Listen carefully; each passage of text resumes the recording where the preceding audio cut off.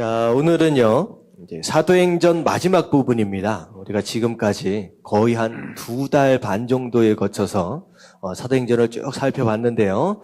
자, 오늘 말씀은 사도행전 27장 1절부터 이제 마지막 구절까지 우리 쭉 살펴보도록 하겠습니다.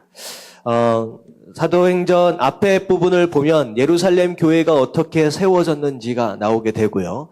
그리고 예수님의 12 제자들, 이제 다시 말하면 사도들을 중심으로 예루살렘 교회가 어떤 식으로 사역을 하게 됐는지가 앞에 이제 나오게 됩니다.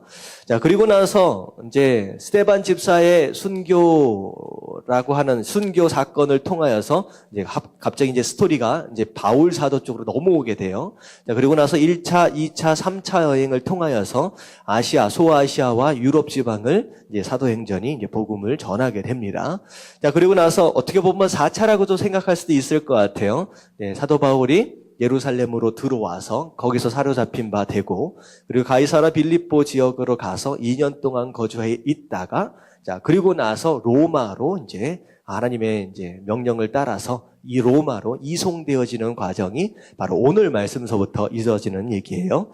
자, 그래서 26장까지에는 가이사라에서 벨릭스 총독, 베스트 총독, 그리고 아그리빠 왕까지 이제 같이 만나게 되고, 심지어는 그 재판이 이루어지는 가운데 전염병 같은 사람이다, 미친 사람이다, 라는 얘기까지 들어가면서, 이제 재판이 이제 이어지게 됩니다. 자, 이 재판이 끝나고 나서, 이제 어느 정도 지나고 나서, 이제 1절부터 이제 로마로 이송되게 되는데, 27장 1절부터 3절까지 말씀 같이 함께 봉독하도록 하겠습니다. 1절부터 시작. 우리가 배를 타고 이달리아에 가기로 작정되매 바울과 다른 죄수 몇 사람을 아구스토대의 백부장을 율리오라는 사람에게 맡기니 아시아 해변 각처로 가려 하는 아드라무떼노 배에 우리가 올라 항해할세. 마게도냐의 데살로니가 사람 아리스도거도 함께 하니라.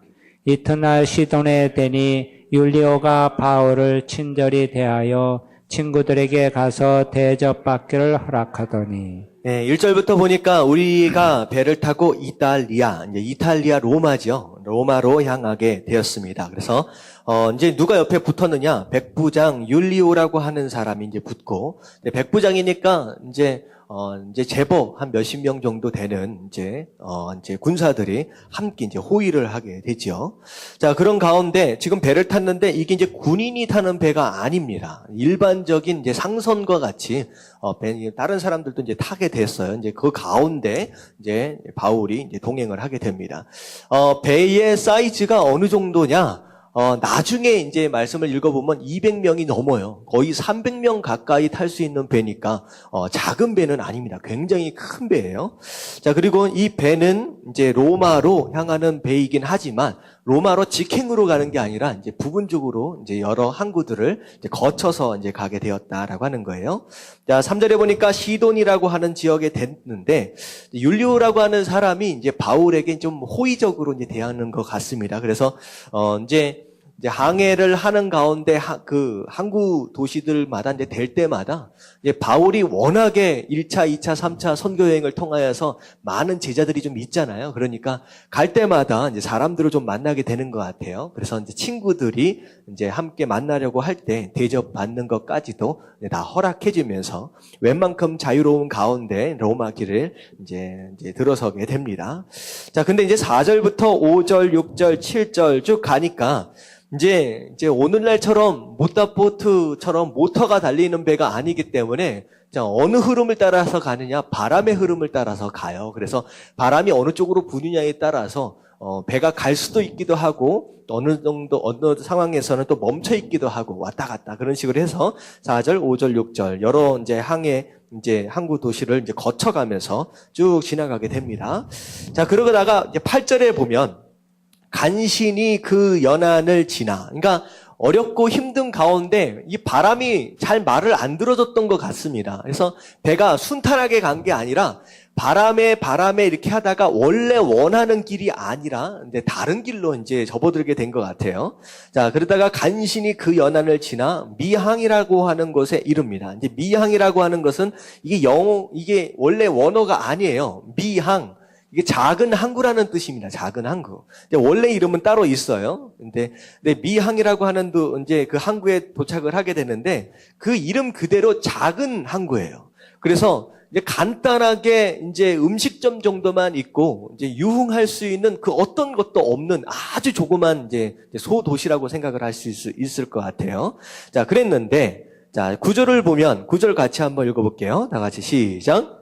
여러 날이 걸려 금식하는 절기가 이미 지났으므로 항해하기가 위태한지라 바울이 그들을 권하여 자, 이제 여러 날이 거쳐서 이제 미항에 도착했는데, 자, 금식하는 절기가 이미 지났다라고 하는 건, 금식하는 절기는 일반적으로 9월 말에서 10월 초입니다. 이제 겨울이 다가오는 거예요. 근데 이제 지났으니까 이제 10월 중순이나 말 정도 이제 되겠죠.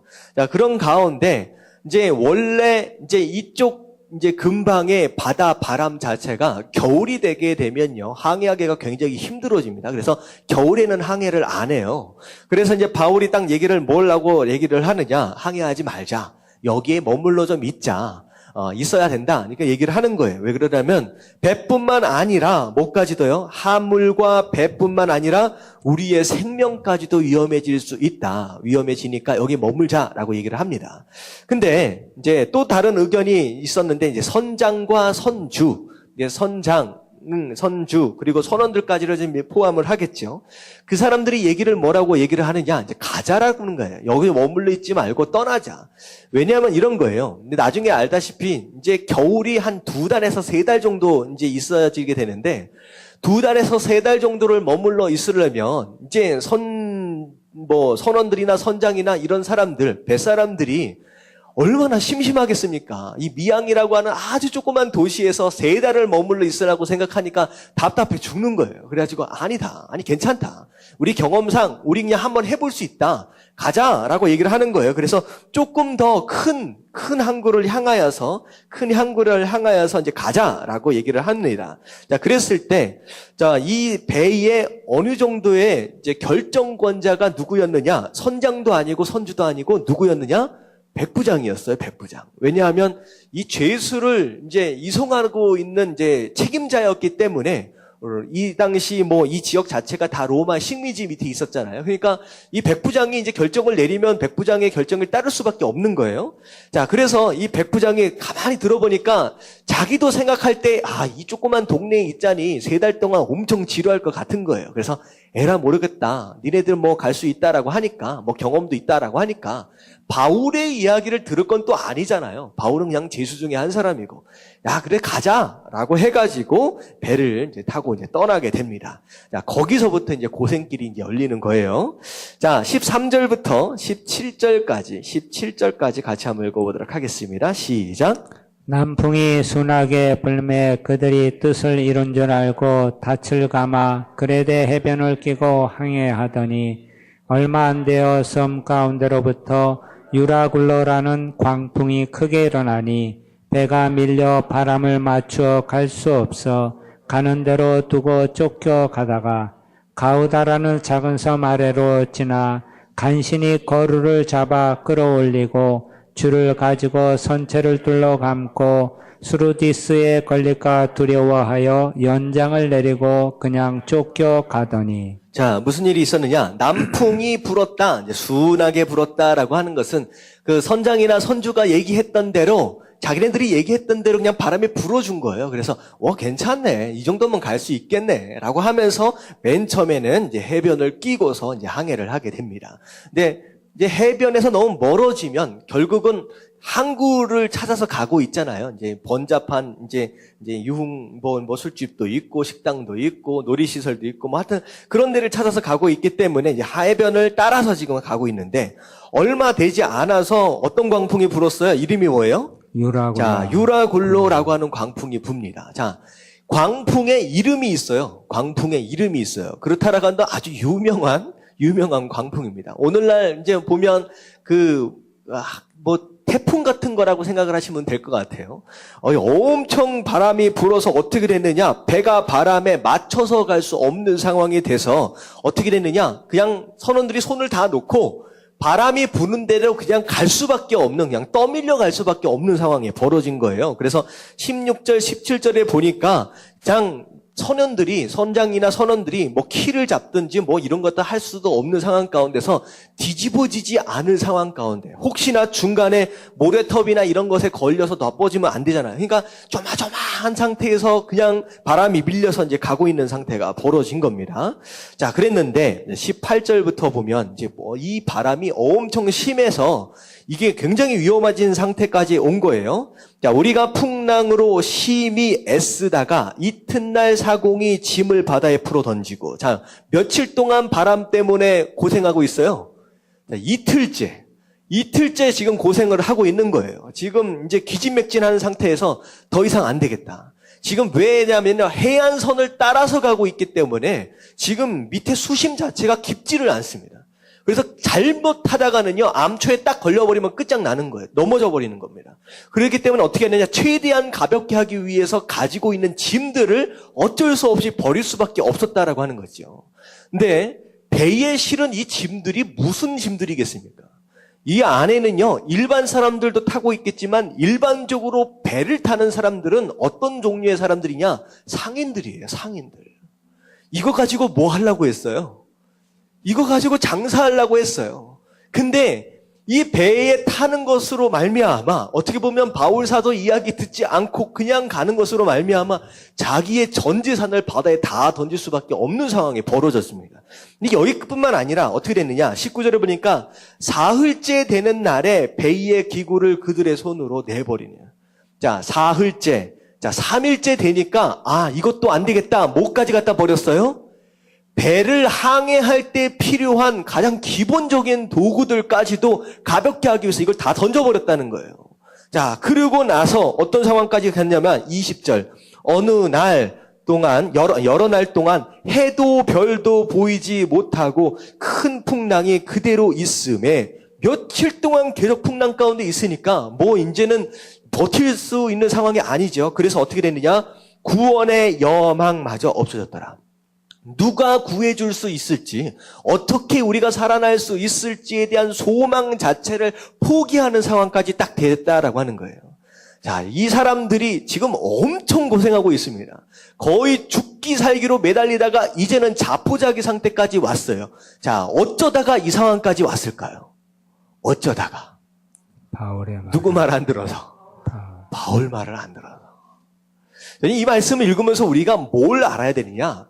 인생이요, 항해와 같아요. 항해와. 하나님께서 예비하신 길이 있어요. 하나님께서 원하시는 길이 있어요. 근데 꼭 우리는 뭐를 주장하느냐? 내가 살아보니까, 내가 조금 항해를 해보니까 이 길이 맞다는 거예요. 그 정도면 갈 수 있다는 거예요. 결국은 선장과 선주, 그들의 경험과 그들의 고집으로 인하여 어떻게 돼요? 하나님의 뜻을 거절했어요. 자기 마음대로 가본 대로 했어요. 자, 맨 처음에 자기 마음대로 가보니까 어땠어요? 맨 처음에는 순풍이 불어져서 괜찮네. 이게 내가 똑똑한가 보다, 이런 식의 생각을 갖게 된다는 거죠. 그래서 잘 가다 보니까 어느 순간 뭘 만나요? 풍랑을 만나요. 풍랑을 만나요. 그때까지도 깨닫지 못해요.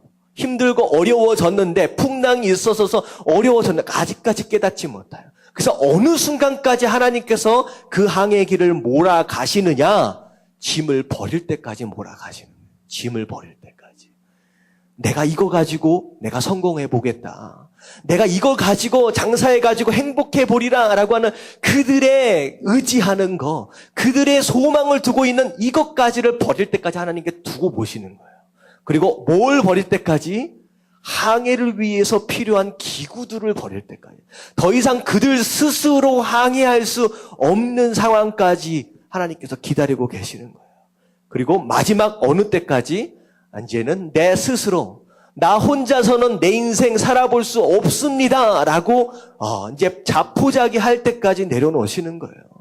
여러분, 인생길에 이런 인생길이 있어요. 여러분들 처음부터 누구 말 들어야 돼요? 하나님 말 들어야 돼요. 고집 부리고 내 인생 내가 살렵니다. 이런 사람들 있잖아요. 부모님 말씀 안 듣고 결혼하는 사람들. 나중에 어떻게 돼요? 물론 다는 아닌 것 같은데 어떻게 돼요? 나중에 고생해요. 이런 거예요. 어른들은 대부분 좀 알아요. 보면 이게 고생할 결혼이다 아니다라고 하는 거. 근데 하나님은 우리 인생을 만드신 분이잖아요. 우리 인생 자체를 디자인하신 분이에요. 우리가 그 길로 가면 안 되는지 하나님은 아시고 아니다라고 조정해 주시는데 끝까지 고집 부리고 우기면요 이 상태까지 간다는 거예요. 자, 다 내려놓으니까 이제 어떻게 됐어요? 이제 목숨만 살려주시면 하는 순간까지 오는 거예요. 여러분 이때까지 갔다라고 할지라도 이때라도 여러분들 깨달으시길 주님의 이름으로 축원합니다. 아멘. 사실 진짜 지혜로운 것은 이전에 깨달았어야죠. 근데 그때 이제 바울 사도가 나서는 거예요. 참 이게 바울 사도가 지혜로워요. 중간에 바람 불기 시작할 때 바울 사도가 안 나타나요. 가만히 있습니다. 완전히 다 버리고 소망까지 완전히 자포자기하는 순간까지 바울 사도가 기다리고 있다가 다 포기하니까 그때 얘기를 하는 거예요. 뭐라고 얘기하는지 한번 보세요. 21절 같이 한번 읽겠습니다. 시작. 여러 사람이 오래 먹지 못하였음에 바울이 가운데 서서 말하되 여러분이여 내 말을 듣고 글에 대해서 떠나지 아니하여 이 타격과 손상을 면하였더라면 좋았을 뻔하였느니라. 다시 말하면 무슨 얘기야? 누구 말 들었으면 좋을 뻔했다? 내 말. 내 말 들었으면 그러게 내 말을 좀 듣지 고집 부리다가 이 상황 되지 않았느냐라고 얘기를 하는 거예요. 자, 이 얘기만 하고 딱 끝났으면 바울은 어떻게 됐을까요? 그렇지 않아도 열받아 죽겠는데, 그렇지 않아도 화나 죽겠는데, 여러분들 뱃사람은요 굉장히 거친 사람들이에요. 배를 모는 사람들은요, 바다에 딱 나가는 순간 목숨을 겁니다. 오늘날처럼, 무전기나 이런 게 있어서 안전이 보장된 길이 아닙니다. 그냥 나갔다가 어느 순간 병 걸리면 죽어요.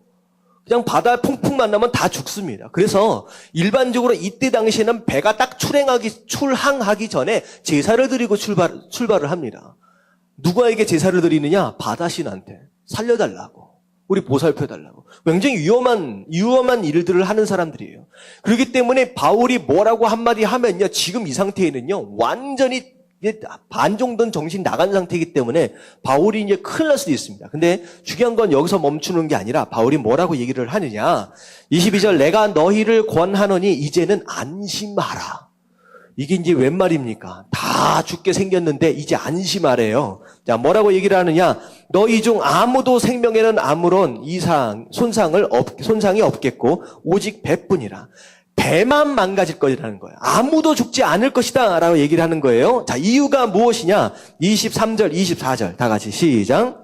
내가 속한 바 곧 내가 섬기는 하나님의 사자가 어젯밤에 내 곁에 서서 말하되 바울아 두려워하지 말라. 네가 가이사 앞에 서야 하겠고 또 하나님께서 너와 함께 항해하는 자를 다 내게 주셨다 하였으니. 자, 뭐라고 말을 하느냐? 내가 속한 바, 자, 누가 나타나셨습니까? 하나님의 사자가 나타나셔서 나에게 얘기를 했다.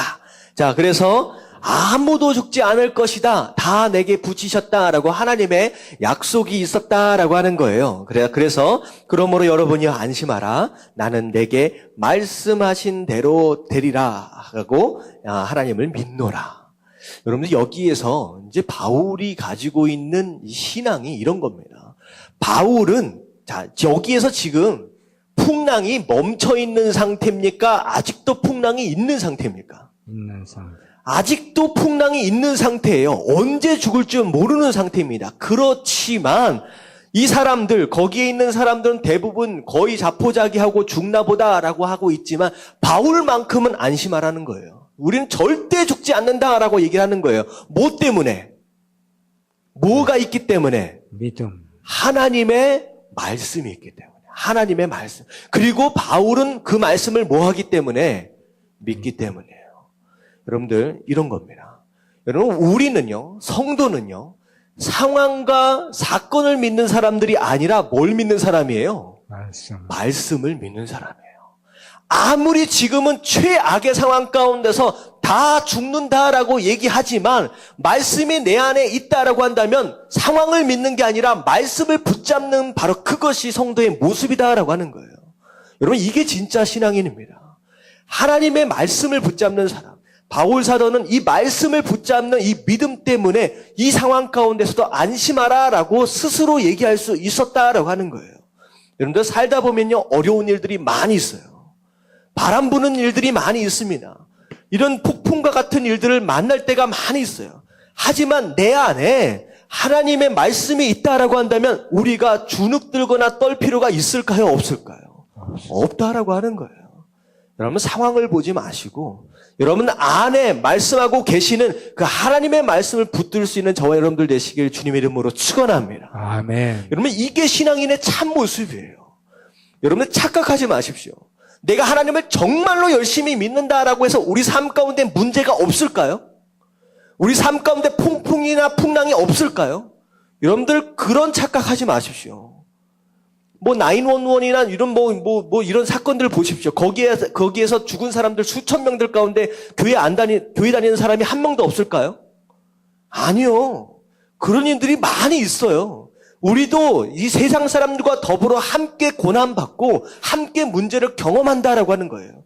그렇지만 신앙인의 참 모습은 그런 일을 당하지 않는 것이 신앙인이 아니라 그런 상황 가운데서도 내가 어떻게 반응하고 있느냐라고 하는 것이 신앙인이냐 신앙인이 아니냐라고 하는 것을 구분하는 잣대가 된다는 거예요. 이들과 더불어서 큰일 났다, 내가 더 죽나 보다. 큰일 났다, 내가 죽나 보다. 무슨 일만 나면 큰일 났어요, 목사님, 큰일 났어요. 뭔 큰일이 삶 가운데 그렇게 많은지. 여러분들, 이거는 신앙인의 모습이 아니에요. 신앙인의 모습이에요. 아무리 풍랑이 친다라고 할지라도 마치 깊은 바닷속의 물결처럼 잠잠할 수 있는 바로 그런 고요한 그런 마음의 여유, 이것을 끝까지 유지할 수 있는 바로 그게 진짜 믿음이고 그게 바로 신앙인의 참 모습이다라고 하는 거예요. 그래서 어디 가서 문제를 만나도요, 큰일 났다고 하지 마십시오. 여러분, 어떻게 이 세상에 큰일 중에 큰일은요, 우리가 구원받은 것 외에 큰일은 없어요. 할렐루야. 아멘. 우리가 구원받은 것 외에 큰일은 없어요. 어떤 일도 큰일이 어디 있겠습니까? 우리 그런 얘기를 하지 마시고요. 그런 가운데서도 또 하나님이 이 가운데 무슨 일을 행하실까 오히려 기대할 수 있어야 돼요. 오히려 이번 주일날 제가 고난에 대해서 좀 설교를 할 텐데, 고난에는 특별한 의미가 있어요. 세상 사람들이 당하고 있는 고난과 성도가 당하는 고난에는요, 완전히 차이가 달라요. 똑같은 상황에서 똑같은 사건을 경험해도요, 의미가 특별합니다. 여러분들, 우리에게 허락하시는 고난의 의미를 여러분들 기대하십시오. 하나님께서 우리를 죽어라고 때리시는 게 아니에요. 죽어라고 고난 가운데로 몰아넣으시는 게 아니다라고 하는 거예요. 바울처럼 얘기해 보세요. 우리와 함께 더불어 고난받고 있는 자들을 향하여 안심하라.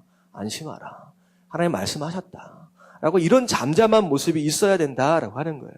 여러분들 이 마음을 품으시길 주님의 이름으로 축원합니다. 아멘. 아멘. 자, 그런 가운데 이제 어떻게 됐느냐? 27절부터 29절까지 같이 한번 읽겠습니다. 다 같이 시작. 19일째 되는 날 밤에 우리가 아드리아 바다에서 이리저리 쫓겨가다가 자정쯤 되어 사공들이 어느 육지에 가까워지는 줄을 짐작하고 물을 재어보니 20길이 되고 조금 가다가 다시 재니 15길이라. 29절까지. 암초에 걸릴까 하여 고물로 단넷을 내리고 날이 새기를 고대하니라. 자, 19일째 14일 정도가 지났습니다. 여러분들 보세요. 바울이 안심하라라고 하고서 며칠 지나갔어요. 최소한 열흘이 지나갔어요. 참 이럴 때 참 바울의 마음이 어땠을까라는 생각이 드는 거예요. 자, 마치 이런 겁니다. 노아가 방주 문을 닫아놓고의 일주일이에요. 분명히 방주가 비가 막 내리고서 닫은 게 아니에요. 하나님 들어가라고 해서 문을 닫아놨어요. 닫아놨더니 비가 와요, 안 와요? 일주일째 안 와. 분명히 하나님은 약속하셨거든. 이제 비가 올 것이다. 일주일째 가나에 들어가 앉아 있으면 이건 집도 아니잖아요. 이건 배 안에 들어가 있는데 밖에 있는 사람들이 뭐라 그랬을까요? 놀리죠. 미쳤다. 뭐냐? 비도 아무것도 안 오는데 일주일 내내 그 방주 안에 들어가 있는 거예요. 그 심정하고 비슷한 거예요. 바울이 분명히 걱정하지 말라, 다 산다라고 했는데, 그리고서 일주일 넘게 10일가량 폭풍이 멈추질 않아. 계속 고생하는 거예요. 그랬을 때 선원들이 바울을 어떻게 쳐다봤을까? 그 상황 가운데서 바울은 그 눈치를 어떻게 봤을까? 저는 그게 막 생각이 나는데, 여러분들, 믿는 자는 절대 흔들려서는 안 됩니다. 상황을 보는 게 아니야. 그럼에도 불구하고 노아가 에랄 모르겠다, 창피해 죽겠네 하고서 방주에서 딱 나와버렸으면 어떻게 돼요? 그걸로 같이 망하는 거예요. 이게 사실 바울도 마찬가지입니다. 아니, 뭐야, 하나님 분명 말씀하셨는데 계속 풍랑은 멈추지 않고 이건 뭐 하나님 내가 들은 게 맞아 아니면, 여러분 이런 의심의 때가 온다라는 거예요. 여러분 반드시 있습니다. 환난 가운데, 어려움 가운데 하나님 응답을 주셨어요. 산다, 내가 응답할 것이다, 응답을 주셨는데 계속 어려워. 여러분들 그럴 때 믿음이 흔들리는 거예요. 하나님 내가 받은 응답이 맞습니까? 이게 잘못 받은 겁니까? 여러분들 그때 넘어지면 안 돼요. 여러분들 이런 거예요. 꽃이 있으면요, 딱 잘라지는 순간 이미 꽃은 어떻게 된 거예요? 이제 죽어가고 있는 겁니다. 그렇지만 꽃은 어느 기간 동안 어떻게 돼 있는 상태입니까? 아직도 살아있는 것처럼 보여요. 마치 기도 응답은 그런 것과 같습니다. 하나님께서 잘라버리셨어요. 병에 대해서, 문제에 대해서 밑에 뿌리를 잘라버리셨어요. 근데 우리가 보고 있는 현상은 어떻게 된 상태냐? 아직도 살아있는 것 같아, 꽃이. 하지만 지금 어떤 상태냐? 응답이 진행되어지고 있는 상태다라고 하는 거예요. 여러분들, 비록 열흘 동안 응답이 없이 계속 폭풍 가운데 있었지만 사실은 하나님이 일하고 계셨어요. 어떤 일을 하고 계셨을까요? 가장 적절한 장소로 하나님께서 배를 몰아가고 계시는 거예요. 충분히 수영해서 나올 수 있는 가장 적절한 해변으로 지금 하나님께서 배를 몰아가고 계신다라고 하는 거예요. 마찬가지예요. 우리 삶의 문제가 해결되지 않는 것 같아 보이지만 하나님이 이미 응답을 하셨습니다. 그리고 그 응답 가운데로 지금 배를 몰아가고 계시는 거예요. 여기에서 우리가 가장 많이 죄를 짓는데 뭘로 죄를 짓는지 아십니까? 입술로 죄를 짓습니다. 여기에서 축복을 쏟아버려요. 만약에 생각해보세요. 여기서 바울이 에이 이게 뭐야 하면 입술로 범죄했다라고 하십시오. 그리고 나서 어쨌든 하나님은 해변으로 인도하셨을 거예요. 그랬을 때 구원하심을 받는 바울의 마음과 입술로 범죄한 후에 구원함을 받는 바울의 마음과 끝까지 믿음을 지키고 하나님을 찬양했던 바울이 구원받았을 때 바울의 마음과 완전히 달라요. 여러분들 부끄러운 구원을 받지 마십시오. 내가 조금만 더 참을 걸, 내가 조금 더 인내하고 조금 더 하나님 바라볼 걸 하는 그런 후회하는 인생 살지 마시고요. 어느 상황 가운데서 끝까지 참고 기다려야 된다라고 하는 거예요. 여러분들 입술로 범죄하지 마시고 어떤 상황 가운데서 잘려진 꽃을 생각하시면서 끝까지 참고 기다리시길 주님의 이름으로 축원합니다. 아멘. 그런데 사공들이 딱 보니까 어둠 가운데서 뭐가 가까이 있다라고 하는 걸 느꼈어요. 육지가 가까이 있다는. 어떻게 알았을까요? 자, 어떻게 알았을까요? 이거 말씀엔 안 나옵니다. 제가 영화를 좀 봐가지고 좀 알아요. 자, 뭐 어떻게 알았을까요? 냄새. 선생님. 자, 사공들은 흙냄새를 맡습니다. 그러니까 육지가 딱 가까이 오면 흙냄새가 나요.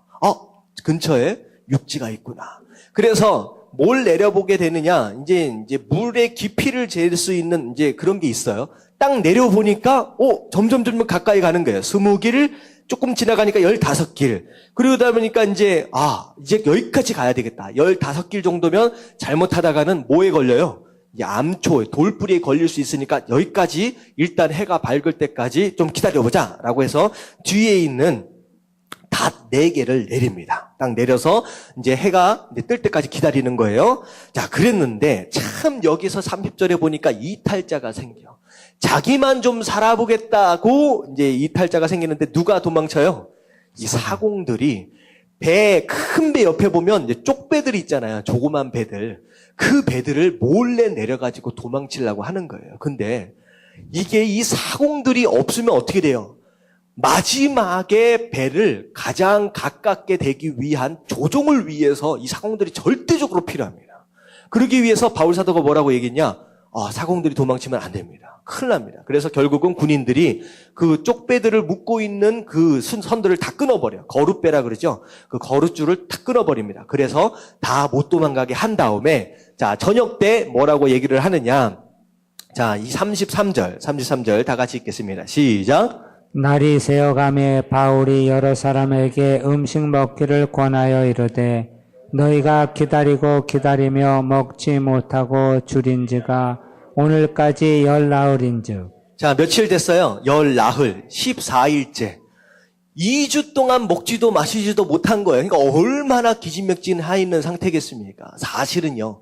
자, 그런 상태에서 바울이 뭐라고 얘기하느냐? 먹어라. 걱정하지 말고 먹어라. 왜냐하면요. 나중에 어떻게 탈출을 하게 되느냐? 수영을 쳐서, 헤엄을 쳐서 탈출하게 됩니다.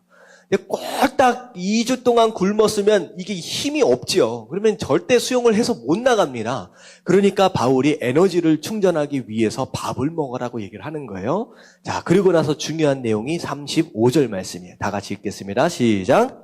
떡을 가져다가 모든 사람 앞에서 하나님께 축사하고 떼어 먹기를 시작하며. 자, 하나님께 축사하고 떼어 먹기를 시작하며, 이 축사라고 하는 단어는 이제 사복음서에 어디서 또 나오는 단어냐? 성찬식에도 나오는 단어이기도 하고요. 어디서 나오는 단어인 것 같아요?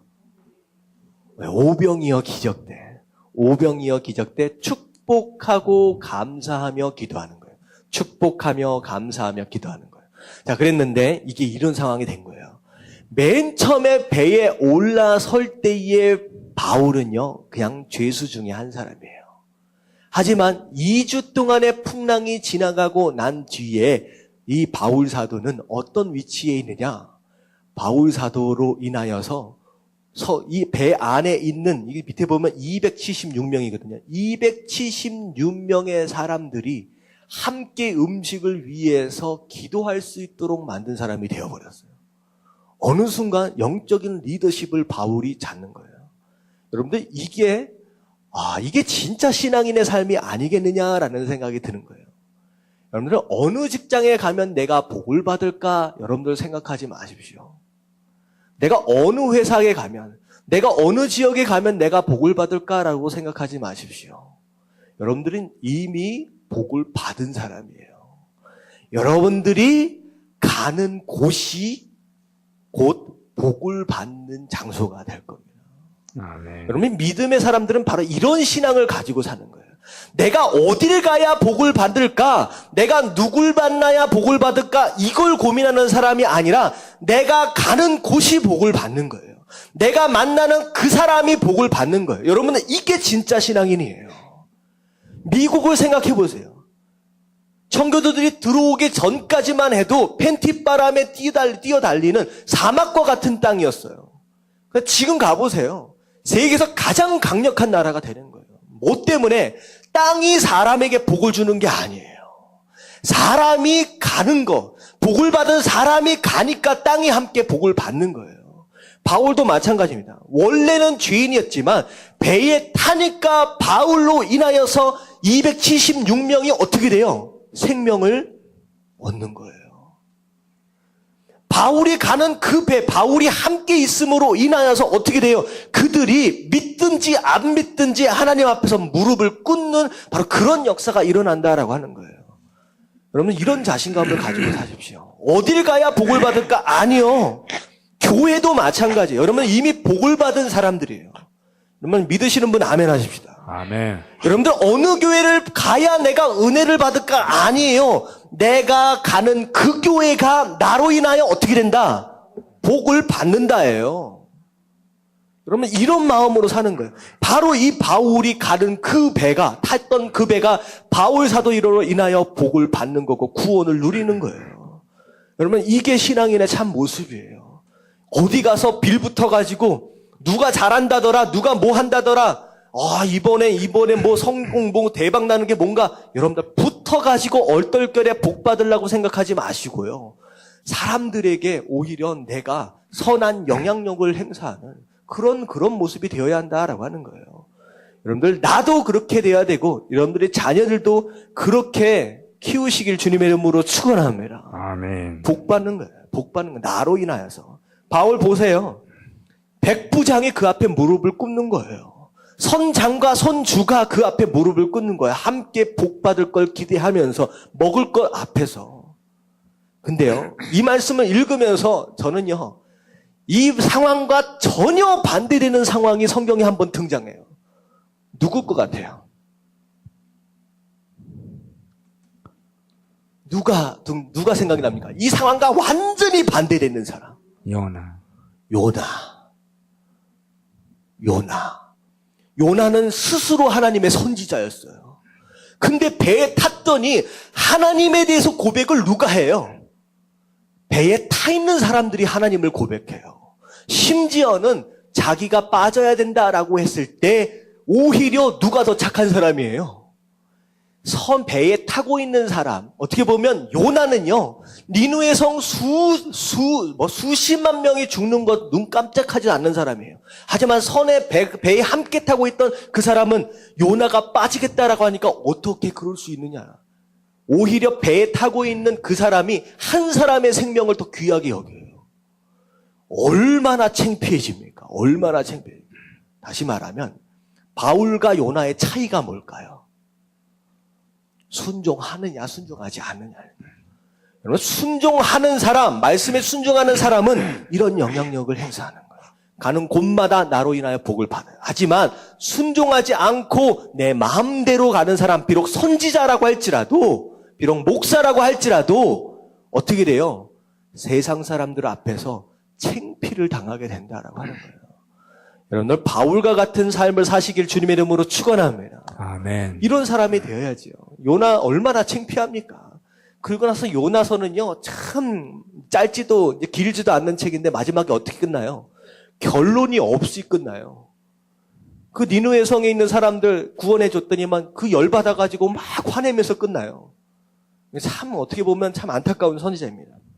근데 바울을 통하여서 270명이 구원을 받게 돼요. 자, 배불리 먹었습니다. 자, 해가 떴어요. 이제 해안선이 다 보이기 시작합니다.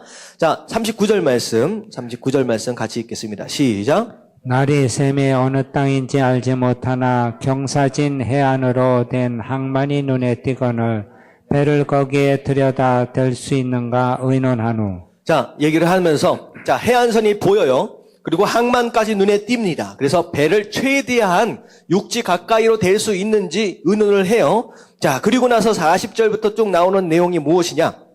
자, 닻을 끊어서, 닻이다라고 하는 것은 무거운 추 같은 거예요. 그걸 끊어서, 바람이, 키를 가지고서 바람을 살짝 맞춰가면서 해안선 쪽으로 이제 배를 가까이 대는 거예요.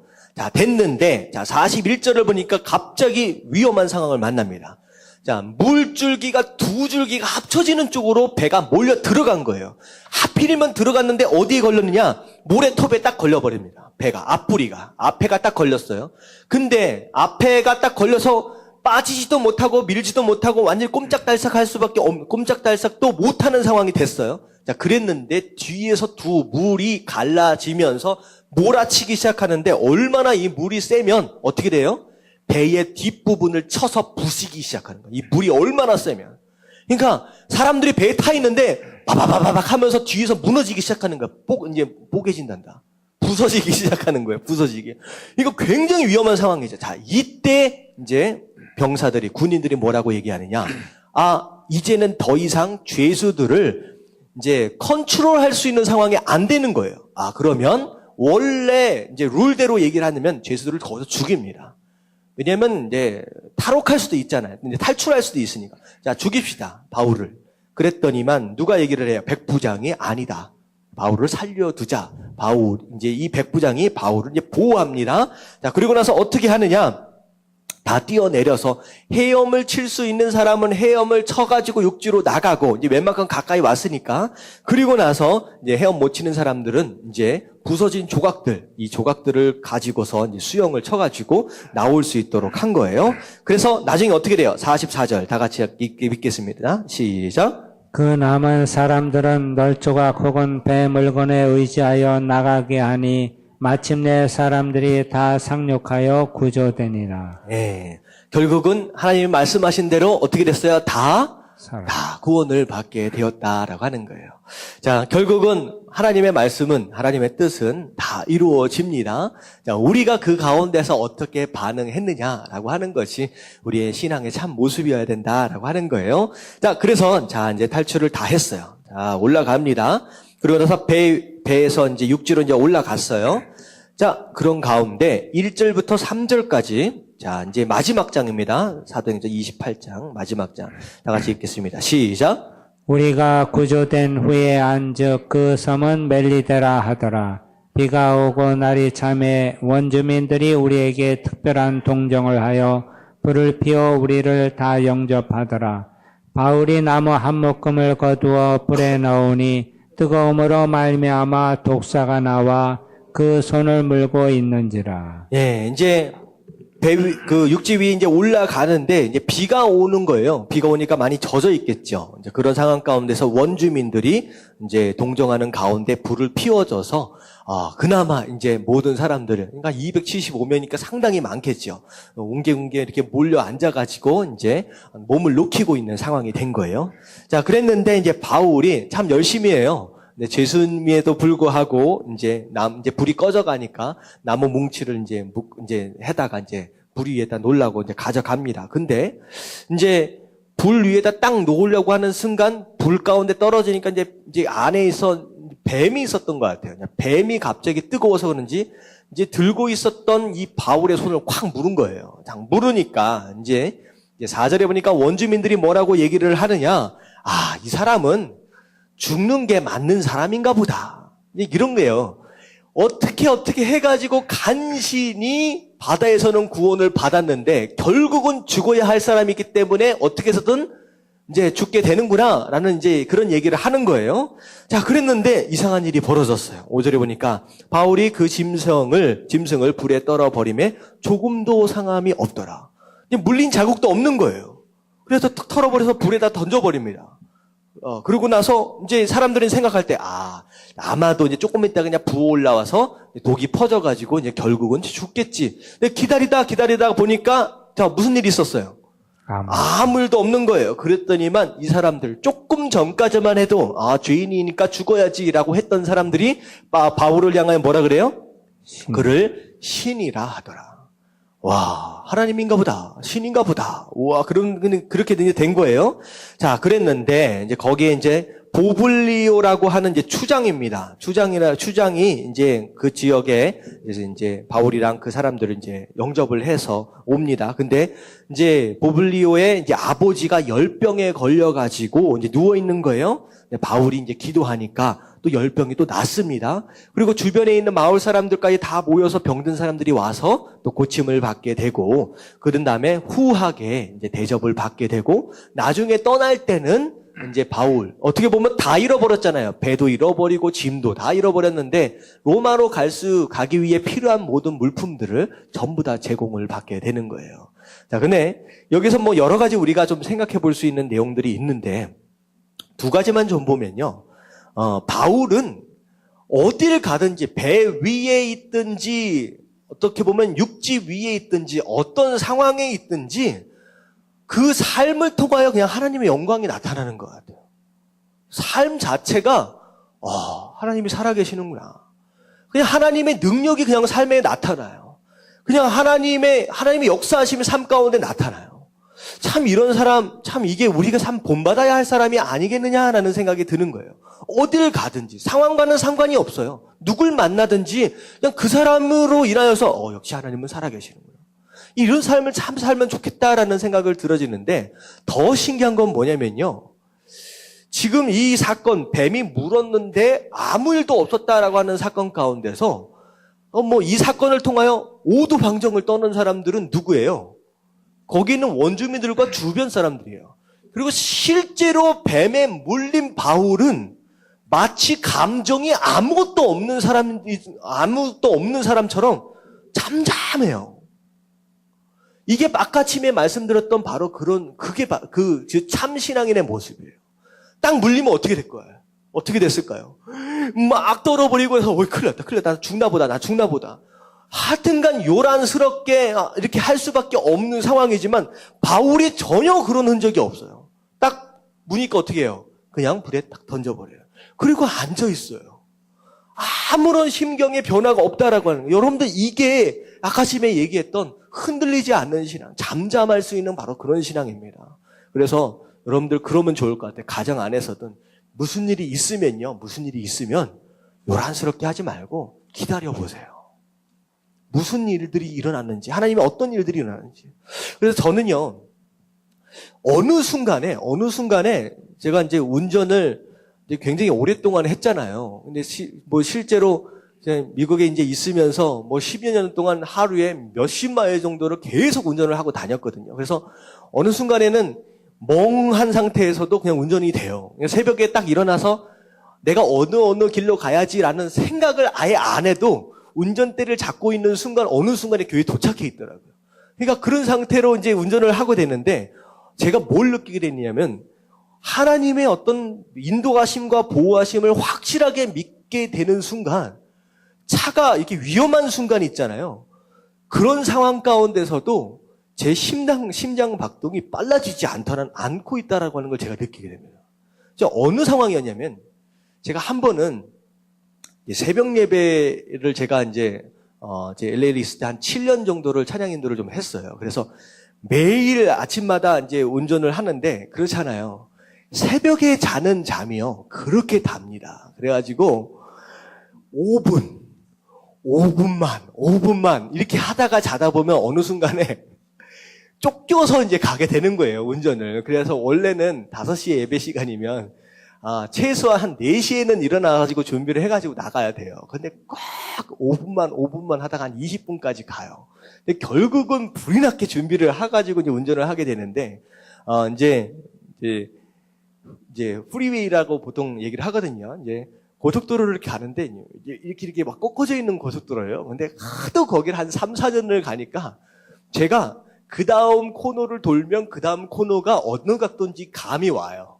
그래가지고 거기에서 보통 규정속도 좀 이상을 좀 달리게 된 거예요. 그랬는데 그날따라 아침에 이슬이 내려선지 제가 와이프 차를 딱 타고 가는데 갑자기 바깥으로 쫙 밀리는 느낌이 드는 거예요. 하는 순간에 바깥으로 밀리니까 안쪽으로 살짝 더 감았어요. 그러니까 차가 딱 돌면서 가운데 있는 중앙 분리대를 딱 받기 시작하는 거예요. 바바바바박 하면서. 근데 순간적으로 이제 딱 갈고 지나가면서 무슨 생각을 했냐면 와이프가 4년 동안 타면서 한 번도 기스 한 번 안 낸 차거든요.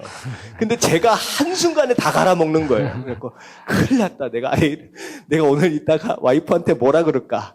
사실 그걸 걱정할 때가 아니거든요. 속도가 한 100km 정도를 달리고 있는데 바바바박 갈고 있는데 갑자기 차가 통 튀겨나는데 딱 돌기 시작하는 거예요. 도는데 새벽에 뒤에 있는 차가 휘 지나가는 게 보이는데 한 5바퀴 정도를 돌면서 이리 부딪히고 저리 부딪히고 해가지고 나중에 딱 보니까 바퀴 하나가 빠져 있더라고요. 그래갖고 완전히 앞에 뒤가 다 작살이 났어요. 근데요, 제가 돌면서 쿵쾅쿵쾅 하면서 도는데 헤드라이트가 보이는데 제가 뭘 느꼈냐면 하나님이 저를요 꽉 잡고 있는 게 느껴지는 거예요. 돌면서 하나님이 그러니까 딱 돌면서 꽝꽝 다 깨져나가는 소리가 들리는데 꽉 저를 잡고 계시는데 제가 무슨 느낌이 드냐면 나는 안 죽겠네. 나는 안 죽겠네. 그런 생각이 마음에 확 오는 거예요. 그래서 딱 내렸더니만 차가 결국은 폐차시켰어요. 다 박살이 났는데 결국은 그것도 뒤에서 차가 막 내리 달리잖아요. 얼마나 위험한지. 근데요, 갑자기 어떤 차가 딱 오더니 제 뒤에 쓰더니 뒤에서 새벽이니까 거기에는요 차가 많이 안 다녀가지고 가로등이 없어요. 그래서 뒤에서 잣지 그냥 코너 돌다가 아차 그냥 박아버리거든요. 근데 뒤에서 비상등을 켜주면서 제가 바퀴가 없는 차잖아요. 한쪽 뒤에 바퀴가 떨어져 나갔거든요. 뒤에 바퀴를 들어다가 트렁크에다 넣고 그러고 나서 바깥으로 나가는데 질질 끌고 나가는데 끝까지 그 사람이 에스코트를 해주더라고. 뒤에서 막아주면서. 그래서 딱 나가면서 제가 뭘 느꼈느냐? 하나님이 나를 붙잡고 계시는구나 라는 생각을 딱 느꼈어요. 그때 그 이후로 어떤 일이 와도요, 심장 박동이 빨라지지 않아요. 어떤 믿음이 있느냐? 나 안 죽어. 나 안 죽어. 어느 때까지냐? 저에게 맡겨주신 사명을 감당할 때까지는 안 죽는다라고 하는 믿음이 막 들어오더라고요. 여러분들 살라고 애쓰지 마십시오. 우리가 하루하루 사는 이유가 뭐 때문에 사는지 아세요? 우리가 해야 할 일이 있기 때문에 사는 거예요. 바울을 죽지 않습니다. 왜? 아직 해야 할 일이 있어요. 어디에서? 로마에서 해야 할 일이 있는 거예요. 비록 죽을 수밖에 없는 독사에 물린 상황이 벌어졌지만 이 안에서 그런 믿음이 있는 거예요. 이거 물려서 내가 죽을 일이 아니다. 왜? 내가 해야 할 일이 있다는 거예요. 여러분 기도하실 때 이런 기도를 하세요. 하나님, 어떻게 해서든 건강하게 하시고 어떻게 해서든 오래 살게 해 주십시오 라고 기도하지 마시고요. 하나님, 주님 부르시는 그날까지 해야 할 일을 주십시오. 내가 그 부르시는 그날까지 마땅히 해야 할 일을 주십시오. 그러면 그 일을 할 때까지 어떻게 되는 거예요? 하나님 보호하시는 거예요. 여러분, 이 바울의 믿음은 거기서 오는 겁니다. 어떻게 해서든 살아남으려고, 어떻게 해서든 건강하게 살려고 애쓰지 마시고, 오늘 하루 내가 나에게 맡겨주신 그 일이 무엇이냐라고 하는 걸 염두에 놓고 그렇게 살아가는 삶. 여러분, 이게 진짜 삶인 줄로 믿습니다. 아멘. 그래서 노동칠 필요 없어요. 탁 털어버리는 거예요. 여러분, 절대 죽지 않습니다. 근데요, 여러분들 죽어봤자 어디예요? 눈 뜨면 천국이에요. 우리만큼 마음 편한 사람이 어디 있겠습니까? 이 세상에서 최악의 상황이 벌어졌어요. 그래서 우리가 죽었어요. 그랬는데 눈 뜨니까 어디예요? 천국이에요. 우리만큼 마음 편하게 살 사람이 어디 있습니까? 근데 이상하게 우리 삶 가운데 근심과 걱정이 있고 염려가 있고 뭐 때문에 불안하고 뭐 때문에 부들부들 떨고 있다라고 한다면 여러분들 신앙을 좀 점검해야 돼요. 내가 뭐 때문에 이렇게 두려워하고 있는지, 내가 뭐 때문에 이렇게 조바심 내고 있는지 하나님께서 알아서 인도해 가시고 여러분들 하나님께서 알아서 보호하시는 줄로 믿습니다. 아멘. 아멘. 자, 그리고 나서 그 섬에서 몇 달 있었느냐? 11절 말씀 같이 읽겠습니다. 시작. 11절 말씀 시작. 석 달 후에 우리가 그 섬에서 겨울을 난 알렉산드리아 배를 타고 떠나니 그 배의 머리 장식은 디오스 구로라. 예, 석 달, 3달 동안 섬에 이제 머물러 있었습니다. 그리고 배는 이미 다 부서졌잖아요. 부서졌기 때문에 다른 배, 알렉산드리아라고 하는 새로운 배를 타고, 그리고 이제 섬 사람들이 많이 이제 필요한 것들을 다 챙겨줬겠지요. 자, 그래서 이제 다시 떠나야 자, 떠나서, 자, 14절 뒤에 부분에 보니까, 그래서 우리는 이와 같이 어디에 가니라? 로마에 가니라. 드디어 바울이 로마에 도착합니다. 로마에 딱 도착했어요. 자, 로마에 딱 도착한 바울의 심정이 어땠을까요? 와, 드디어 왔다. 라고 하는 마음은 잠시입니다. 로마는 예루살렘보다 훨씬 더 큰 도시예요.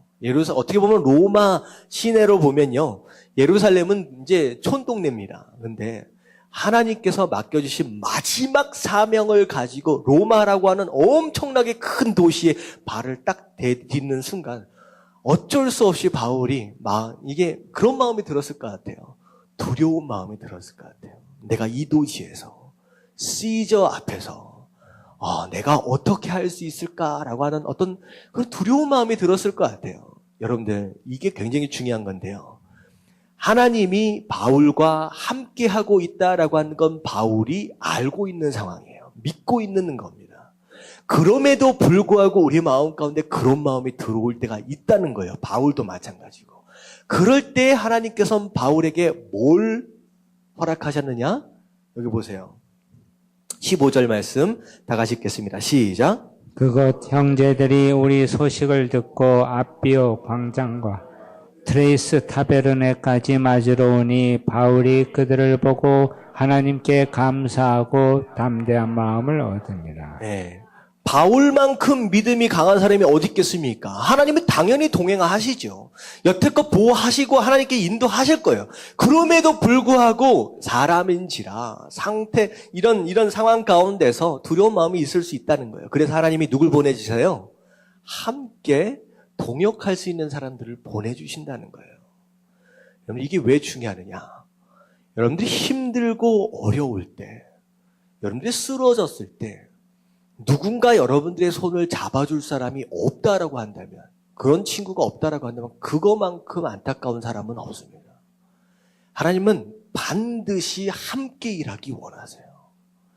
하나님은 당연히 함께 하시죠. 하지만 하나님은 우리 주변의 많은 사람들을 통하여 함께 연합하기를 원하시는 거예요. 그리고 그들과 함께 동역하는 것으로 인하여 위로받기를 원하는 거예요. 그것으로 인하여 함께 담력을 얻기 원하신다라고 하는 거예요.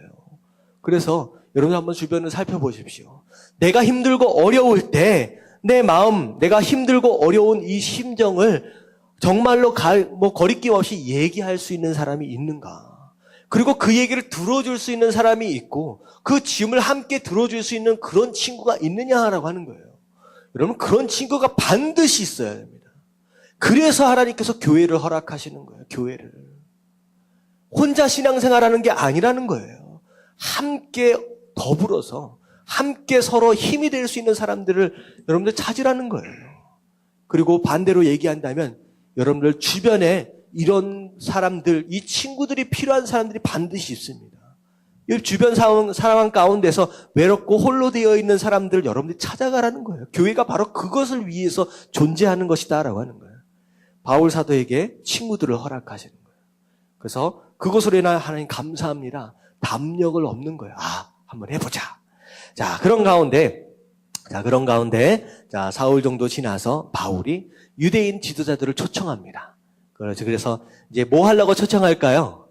결국은 그들에게 복음을 전하려고 이제 초청을 하는 거예요. 자, 그래서 이제 사람들을 모았는데 이제 그 얘기를 하는 거예요. 사실 이제 그 로마에 있는 유대인 지도자들이 바울에 대한 얘기는 좀 듣긴 들었지만 바울이 도대체 무슨 얘기를 하고 다니는지는 몰라요.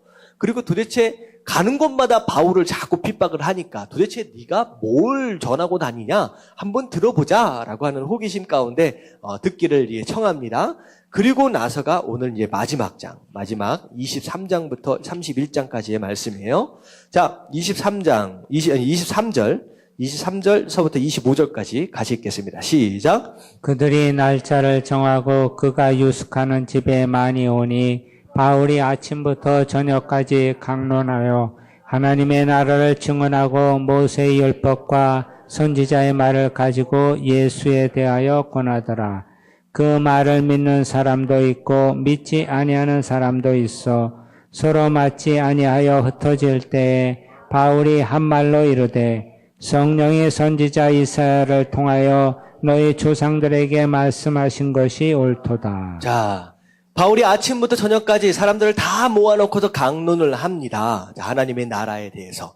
그리고 모세의 율법과 선지자들의 말을 통해서 예수님이 누구라는 것을요?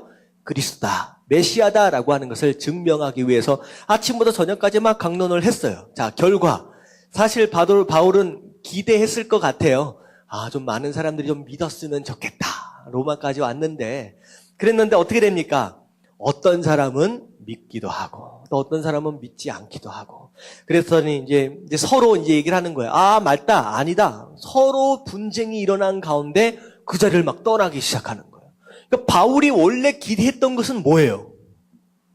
마치 고넬료를 찾아갔던 것처럼, 베드로가 고넬료를 찾아갔던 것처럼, 이방인들을 찾아갔던 것처럼 막 이 안에서 막 회개의 역사가 일어나고 막 성령이 임하고 막 구원받고 막 이런 일들이 좀 일어나기를 기대했는데 오히려 믿는 사람, 믿지 않는 사람이 일어나더니 싸우더니 다 떠나가는 거예요. 그러니까 얼마나 황당합니까? 내가 아침부터 저녁까지 이렇게 열심히 설교를 했는데 그랬더니 바울이 뭐라 그래요? 예언서에 이사야서에 나온 그 얘기가 맞구나. 말씀을 전해도 듣지 않는 사람들이 있다라고 하는 거. 뭐가 막혔기 때문에 이 보세요. 26절 일렀을 때 이 백성에게 가서 말하기를 너희가 듣기는 들어도 도무지 깨닫지 못하며 보기는 보아도 도무지 알지 못하는도다. 27절 다 같이 읽겠습니다. 시작. 이 백성들의 마음이 우둔하여져서 그 귀로는 둔하게 듣고 그 눈은 감았으니 이는 눈으로 보고 귀로 듣고 마음으로 깨달아 돌아오면 내가 고쳐줄까 함이라 하였으니. 자, 마음이 우둔하여졌다라고 하는 것은 무엇이냐? 무디어졌다라는 거예요. 무디어졌다. 감각을 잃어버렸다라고 하는 것이죠. 뭐 이런 겁니다.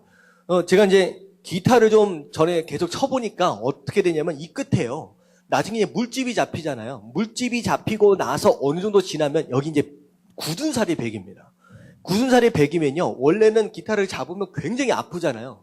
이 굳은 살이 배기면요. 웬만큼 잡아도 안 아파요. 뭐 때문에 안 아플까요? 이게 감각을 잃어버린 거예요. 무디어지는 거예요. 그러니까 우리가 죄 가운데 너무 오래 살다 보니까 내가 죄 가운데 사는지 감각을 잃어버린 거예요.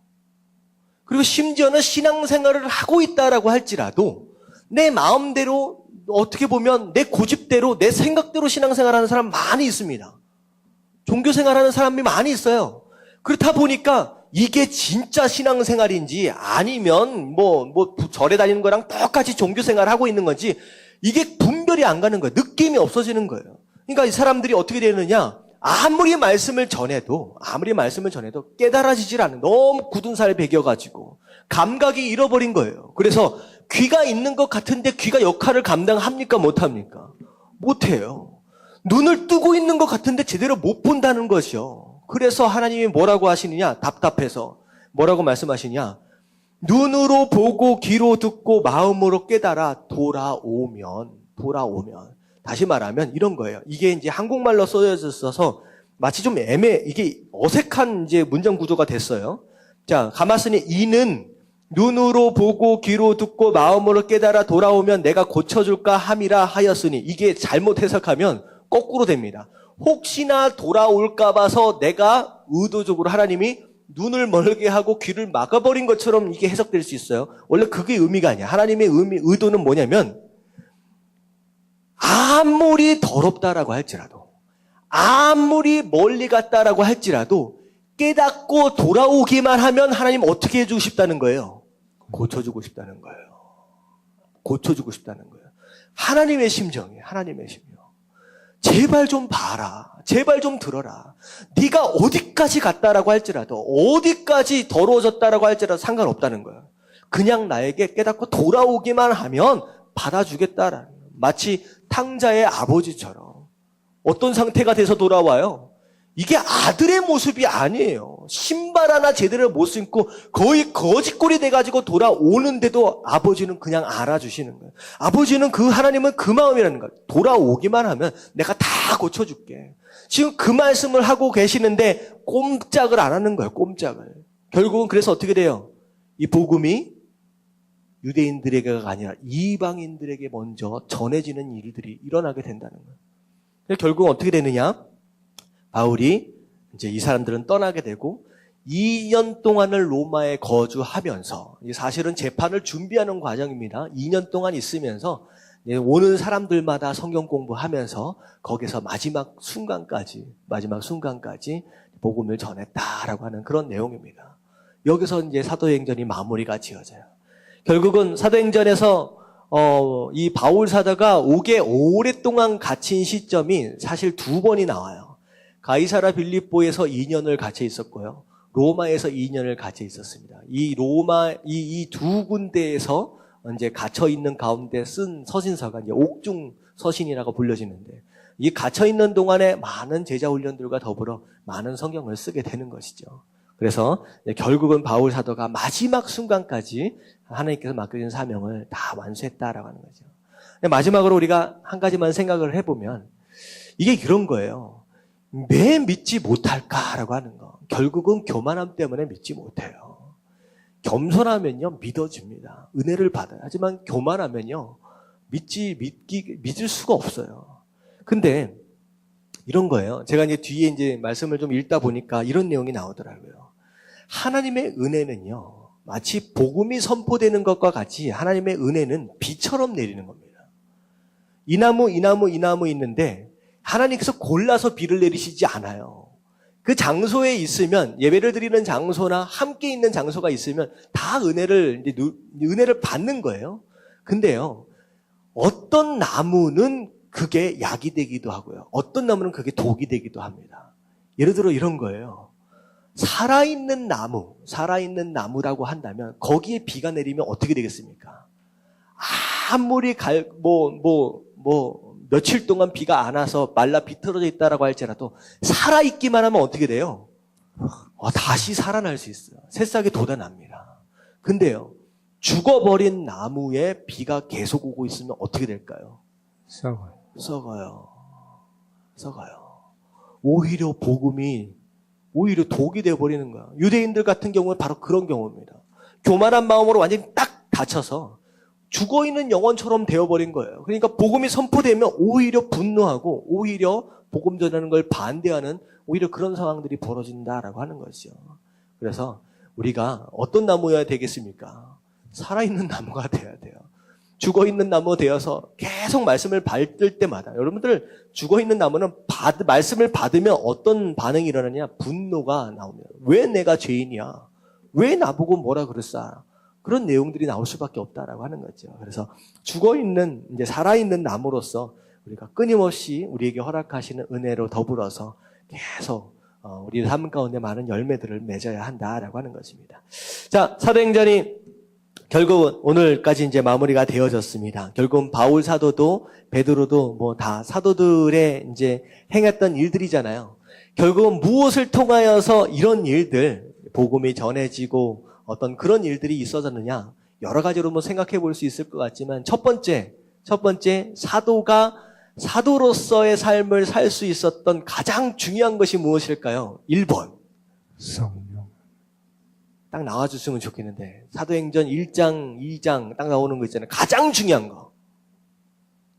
성령 충만이죠. 성령.